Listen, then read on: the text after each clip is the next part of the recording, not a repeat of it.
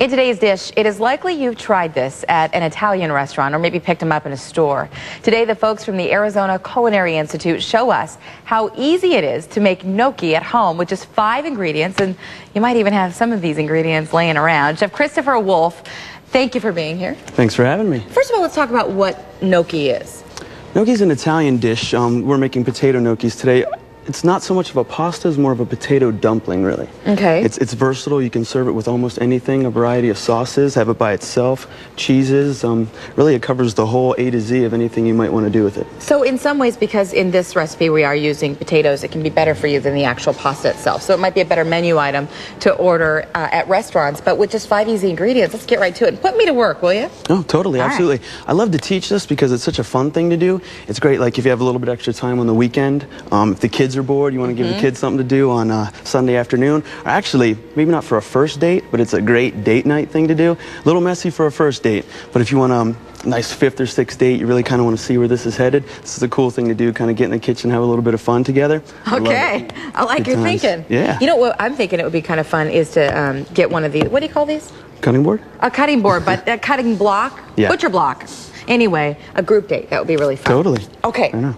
Well, first thing I like to do is I go ahead and I take your normal Idaho potatoes, poke a bunch of holes in them, then I like to put them on a nice sheet pan covered in salt. Put them in the oven, bake them off at like 400 degrees till they're completely soft, to the point where you pinch the potato, it has no give whatsoever. What if we wanted to toss them in the microwave? Would that work? I don't do the microwave. Okay. I kind of veer away from microwave cooking. All right, I can understand why. Totally. Being the chef that you are. Then what you do when your potatoes are totally soft, you go ahead and take one of these fancy little devices over here, available at any of your kitchen shops. This is a food mill. I know back in the day when I was younger, my mom used to make homemade applesauce. She used to run it through the food mill. A little bit smaller, this is called a ricer. All you have to do is go ahead and you take your potato, put it right in the ricer, squeeze it through, potato comes out the other end. Okay.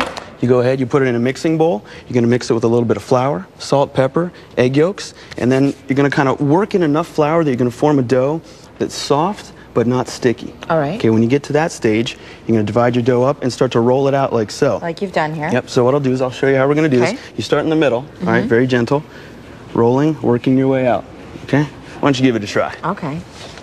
Oh, yeah. Have you done this before? You could tell, huh? I can. Very smooth. Yeah, I think I need to enroll at the Arizona Culinary Institute. You could teach. Yeah. Please take my job. Talk to me about some of your programs up there. We got an awesome program. It's a short program. We run a 9-month program. You can get in there. It's very hands-on. The students are working with food every single day that they're there. There's not a lot of classwork. It's real in-depth, hands-on experience. We work you through the basics. Then we go through meat fabrication, which is something a lot of schools don't cover anymore. But we bring in whole fish, whole sides of meat, and actually teach them how to break it down from whole fish to portion cuts. Okay, this would be great, especially if you're thinking about maybe doing a second career. Totally, absolutely. We get a lot of career changers come in because it's such a short program. They come in and we can give them everything they need in just a quick 9 months. As we move right along, I promise you, I'll be nice with this. Right on. I'm in a good mood today. Good, thank you very much. Okay, so what do I do next? Okay, so what you do after you get it nice and rolled out, you're going to go ahead and take this. This is a bench scraper. Okay. You're going to go through, give me a little elbow room here. Excuse me. You're going to go ahead and cut off little pieces like this. And you guys are located up there at Cheyenne 116th Street, right? Yeah, Cheyenne 116th Street. You have a restaurant too, by the way. It is good. Yeah, it's awesome. In my opinion, one of the best deals in the Valley. You can come on in. We got a great chef instructor working with the students. It's students that have only been in our hands about 5 months, and we can turn these students around and put out a real top-notch quality fine dining experience. You get about 4-course meal for like $20. You're kidding me. It's an awesome deal. If you have friends, family in town, you got time for a nice long lunch, it's an awesome experience. So it's just lunch. It's not dinner. Monday through Friday, reservation only, just lunch. Okay, this would be cool. You're talking about dates. That'd be a great date. Yeah, absolutely. So once you get to this stage, you got a couple options. You can either go just at this stage as the gnocchi. There you go. But why just go at this stage? Why not go all We'll take it a little farther. Okay. We're gonna go the full Monty here.